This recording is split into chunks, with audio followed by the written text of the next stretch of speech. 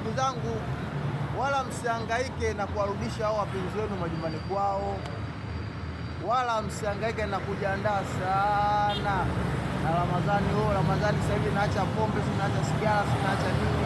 Yaani usihangaike kabisa na hivyo vitu, nataka niache kila kitu, nitulie, si kwa ajili ya mwezi wa Ramadhani. Hata usihangaike navyo. Kwenye Qur'ani Ramadhani huku tunaambiwa kwamba sio kwa ajili ya Waislamu. Sio kila Muislamu Ramadhani imeletwa kwa ajili yake, hapana. Ila Ramadhani imeletwa kwa ajili ya waumini, ndio tunaambiwa kwenye Qur'ani.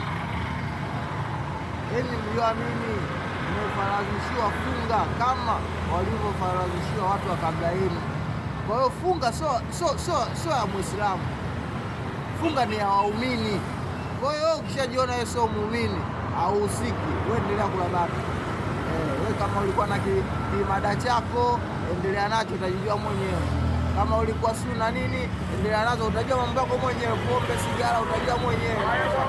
Ila funga huu mwezi wa Ramadhani ni kwa ajili ya waumini tu basi. Kwa hiyo nyinyi msijangaishe, maana tushachoka sasa. Maana amoleki mnaabudu mwezi au mnamwabudu Allah. Allah atakuabudiwa kila siku, mambo mnatakiwa muache kila siku, lakini nyinyi